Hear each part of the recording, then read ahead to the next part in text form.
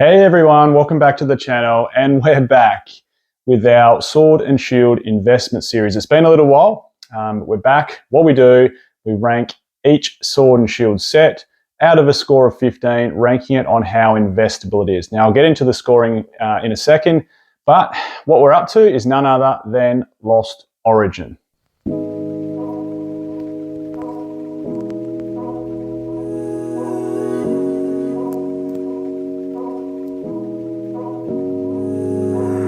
Now, in case you haven't seen one of these Sword and Shield investment series videos, what we do, we rank every single set from Sword and Shield, starting with obviously base set, and we're finally up to Lost Origin. So we've only got two to go after this, of course, Silver Tempest and Crown Zenith. Now, we score it out of 15 with three criteria. The first criteria being supply and demand, and we rank that out of 5. Obviously, the higher the score, the more investable that criteria. The second one being the hits. So how good are the hits, both the sort of top tier hits, your big chase cards, and the amount of sort of ancillary fun hits, which sort of keeps people wanting to chase them and pull them. And the third one, and of course that's ranked out of 5 as well, and the third one being that fun factor. So how cool is it to display, and how sort of desirable is it going to be in the future for streamers and other people to want to rip open. So 3 scores out of 5, giving us a total out of 15. The higher the score, the more investable the set. Now, just quietly, before we get into starting on Lost Origin, I haven't opened a heap of Scarlet and Violet, but I did open a couple of packs, well, more than a couple, but a few packs of Paldea Evolved. And tell you what, these illustration rares are starting to grow on me. We've got the Sprigatito, which is obviously one of the starters, and sort of fan favourite of mine, or personal favourite of mine, I should say, from back in the day, the original 151, the Paldean Taurus. Like, how nice, just quietly, how nice a looking card is that?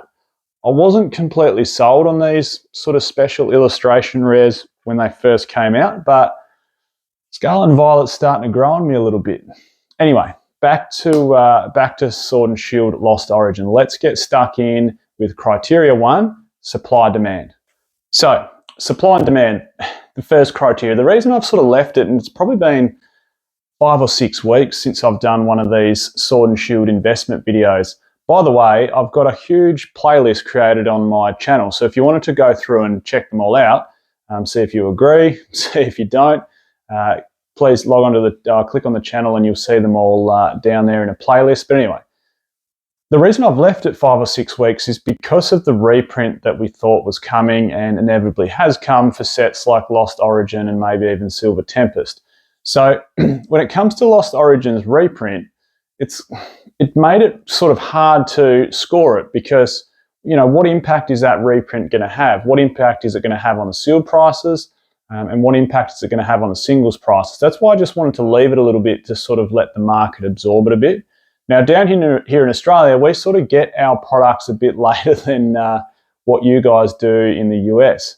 So let's have a look at it, right? Let's just bring up a couple of sealed products first. So the ETB currently, if you have a look on TCG Player, is going for $44.86. Now, to the best of my knowledge, the reprint that's come is for obviously sort of loose packs like your single blisters and also the booster boxes. And they've probably put a fair bit in the extra ancillary products like collection boxes just to sort of spread out the reprint of Lost Origin. So Elite Trainer box, Giratina on the front. I wouldn't say fan favourite Pokemon, but definitely is the star of this set. And with that massive chase card makes the ETB look really attractive, and price is moving north because we're yet to sort of see a third sort of huge wave of ETBs for Lost Origin. Moving along the booster box, this one has been a little bit, this is, by the way, all US dollars, pricing straight off TCG Player, $139.77 is the current booster box price. You can see around the reprint time, which is probably around late June, it's had a little bit of a dip down, which is probably to be expected. In Australia, we haven't got sort of the new boxes yet. I think they're available mid this month, late this month. I think you can pre-order some for about, you know, the cheapest you might see them is $220 to $240 Australian, which is still, you know, dearer than a Scarlet and Violet set. So it probably hasn't sort of had the impact that we thought it might have had on the sealed pricing. It shows that there's still pretty strong demand for this set, and this reprint might not have been, or the supply might not have sort of flooded the market, so the prices needed to drop so much. The other big question though, like, did it need a reprint? I don't even know. Like, probably not. The set wasn't ticking up north too much. The cards weren't too expensive, other than the Giratina and the Aerodactyl. Like, you know, we know it's going to be in competitive play for at least another year before it's out of rotation, if not maybe a touch longer, if my memory serves me correct. So we've at least got another year this set's in competitive play. I know the Giratina and Aerodactyl are dear, but they're sort of allowed to be. Did it need that reprint? Don't know. Maybe not. I would have preferred it if it didn't, as a collector and investor. And moving along though, the PSA Pop Report, I always show this when it comes to supply demand. There's been currently 51,868 graded cards from Lost Origin, with 26,342 tens. So about 50%, or actually a touch over 50% of the cards that have been graded have scored a 10. So it shows you that print quality was pretty good throughout Lost Origin, and also I guess that, you know, people are getting them packed fresh and sending them straight off to being graded, which is of course going to help your number of tens. Now, the biggest chase card, the Giratina, there's 4,159 PSA graded copies of this car, and 1,935 of these are tens. So that card has been graded extremely heavily. Doesn't seem to have affected its price that much. It still holds its own. It's a strongly priced card. It's a beautiful, beautiful piece of artwork, as is the Aerodactyl, of course. We'll get into those hits anyway shortly in criteria too. But to summarise, score for print run, I think we need to see what effect this sort of third wave of reprints is going to have on it. I think for me, at the moment, it's a 3.5 out of 5. It's not the 5 out of 5 like Evolving Skies. The demand for that set is just insane. You know, it's not a 1 out of 5 or a 0.5 like probably something like Celebrations is. It's a strong set. It's not the strongest Sword and Shield set in terms of the demand around the traps, but it's certainly a strong set, and it's bolstered by that trainer gallery. So for me, because of this third wave, if it didn't have this third wave, it probably would have been a 4.5 out of 5 for demand, because I can guarantee if there was no extra wave, we would see Lost Origin sealed prices ticking up north very quickly. But that third wave of printing, the reprint, has sort of hit it a little bit for me. So therefore, I'm going to give it a 3.5 out of 5. So first score, 3.5 out of 5 for the print run, or supply and demand. Right, criteria 2, the hits. And I'm going to bring it up on the screen here. We're going to jump on to TCG Player and have a cruise through the hits. Now, of course, there is no mistake to be made. The number one chase card from this set is an absolute stunner. It's none other, of course, than that Giratina V Alt Art. And if you've been watching the channel and seen it in my other videos, you'll see that I've recently sold this card on eBay for a colleague's son at work. We made over 540 Australian dollars, that is, at auction. So he's super stoked. But anyway, scrolling through TCG Player here, you can see it up on the screen. That Giratina currently going for $297. As we move along, you'll see obviously the Light's the second most expensive card in the set. That Aerodactyl going for $109. Third most expensive main set card, because we'll get to the trainer gallery set in a minute, is that Rotom alternate art. There's not a huge number of alt arts in the Lost Origin set. Similar to Silver Tempest, it's not like something like Evolving Skies that had heaps. And you can see on the screen here, we're just going to continue rolling through. You can have a bit of a squiz at the hits that come along. There's a few more. The Lady waifu card, I'm awful at pronouncing, but the Lady in here isn't a bad looking card. There's of course a few gold cards which go for sort of $4 or $5 each. And as we scroll through, you'll see there's, you know, a couple more sort of ancillary hits, but there's really those 3 alt arts out of the main set, which are your real sort of heavy hitting chase cards. Other than that, you quickly dwindle down to sort of some $5-6 US cards really, really quickly. Of course though, Sword and Shield Lost Origin has a beautiful, beautiful trainer gallery set, which I'll bring up on the screen now. We'll have a look at that. It's a pain that TCG players separate the two. I wish they kept it as one so you could sort of compare all the prices as you go along, but you seem to need to be able to search for Lost Origin Trainer Gallery. Of course, it's got that Pikachu VMAX, which is a beautiful card going for $37. And then there is also the Pikachu V, obviously not the VMAX, not quite as big, but going for $22. And as we move through, there's also some great Gen 1 Pokemon, the original 151 as part of the trainer gallery, as in you've got that awesome looking Charizard, you've also got that sort of funky looking Gengar card, and there's a really, really nice looking Snorlax card inside there as well. So the hits.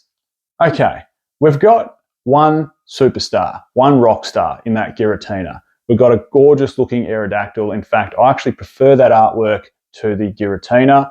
And then we've got an awesome trainer gallery which relies heavily on some Gen 1 Pokemon being sort of your heaviest hitters in the trainer gallery.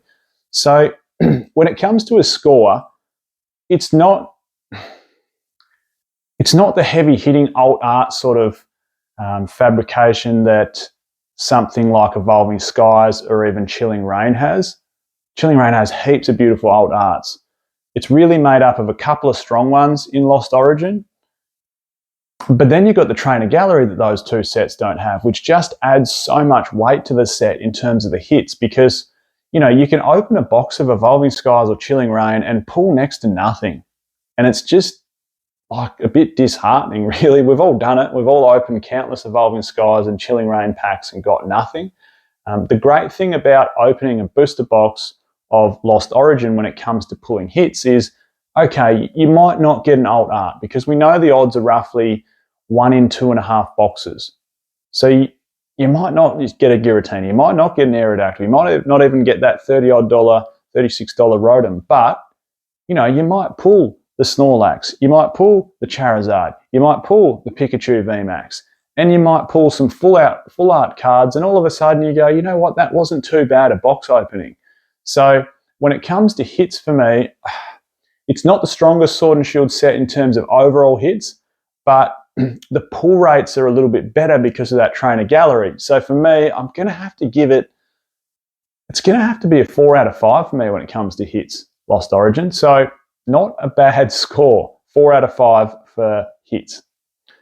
All right, the final criteria, criteria 3, that fun factor. So what it encompasses is both how nice a set it is to look at and keep sealed. So will collectors sort of want to buy it and look at it and keep it sealed. And then the fun factor when it comes to opening it. So in the future, you know, part of the investability of a Sword and Shield set, or any Pokemon set, mind you, is how fun is it going to be to open. And if you look back to the past, you know, sets like Legendary Collection, sets like Skyridge, some of those beautiful EX sets with some gorgeous looking EX cards and possible pools of gold stars, even of course first edition base set, you know, they're the ones people want to see. So is Lost Origin going to be a set that people want to see streamed, opened, ripped, whatever you want to call it? Is it going to be one of those sets? Now for me, I think Lost Origin encompasses two positives when it comes to opening in the future. One is you've got some heavy hitting old art chase cards, which we've obviously just gone through in that Giratina and Aerodactyl. And then, of course, we've also just gone through the fact that even if you don't pull those, you've still got the backup of some really nice trainer gallery cards, some of which fetch a decent price, even raw and ungraded. So the pull factor, opening factor in the future, you know, I think it's going to be pretty damn popular. The most popular note, like that's got to go to Evolving Skies, but you know, it's not too far behind, I don't think, in terms of a fun set to open. Now to look at, the Elite Trainer box is something a bit different. You know, it's got the Giratina on there, which is the star of the show. That, you know, it's not the nicest looking box. The colours are a bit dull, like a bit of a black and a browny red sort of look. It's not the most vibrant Elite Trainer box, but it's not a bad looking Elite Trainer box. Of course, we've got one sitting over there. You know, it's not as nice, I don't think, as something like Fusion Strike, or it doesn't have that nice look. You know, the gold Charizard on Champion's Path, for argument's sake, but still not a bad-looking box. The booster box itself, I'll just grab one from over here. Of course, there's the Giratina on the front. Is it the best-looking Gardevoir on the left? Is it the best looking booster box? So all Sword and Shield with this white on the front doesn't do heaps for me. I prefer the ones with a bit of colour, like Evolving Skies with the yellow, or Chilling Reign with the blue, or even better Fusion Strike, which is arguably the nicest looking booster box out of the whole Sword and Shield era, with the sort of pinky purpley colour and Mew floating around the front. So not the nicest looking booster box, but it packs some heat inside it, which is a positive. In terms of that fun factor for me when it comes to Lost Origin, I think it's 4. I think it's a 4. And if you do the sums so far, what are we up to? We're 4, 4, and 3.5. So, geez, when I went to school, that equals 11.5, doesn't it? So, 11.5 out of 15. That's not a bad score at all. In fact, it's a pretty good one. Leave me your comments down below. What do you think it should have scored? Do you agree with my sentiments regarding the set? 11.5, I think it's certainly, it's not an S tier set, but it's an A tier set. A lot of people like to rank by the S tier, A tier. So I think it's, in terms of investing, now let's move straight on to sort of a conclusion when it comes to investing, because that's what it's all about. In terms of investing in Lost Origin, if you can still pick up some boxes around 220 Australian, which is probably somewhere around 130 US or 140 US, you know, I still think, and there's probably more specials in the US, like it might have dipped more over there. Obviously, I don't get to look at your market as much as we do down here in Australia, but if you can still pick them up around that price, I don't think they're a bad pickup. I think this reprint's going to be absorbed probably in the vicinity of 6 to 9 months. It'll be absorbed, and then we'll start seeing an uptick again in booster box price. If there's no ETB reprint, that could be an even better pickup at the moment. That will shoot north maybe a bit quicker if it doesn't get a reprint. So, hey, look, in terms of investment, pretty solid pickup, Lost Origin. I wish this reprint hadn't have come, because you know, I'm sitting on a fair few booster boxes of it and a couple of Elite Trainer boxes as well. But, you know, they're the breaks. We've got to roll with them. If they decide to reprint it, they do. But again, not a bad pickup. If you can get it for the right price, get it. 6 or 9 months, we should start seeing it going up again after that reprint's absorbed. Stay tuned for the next sort of episodes on the channel. Thanks again, everyone, for watching. Catch you next time.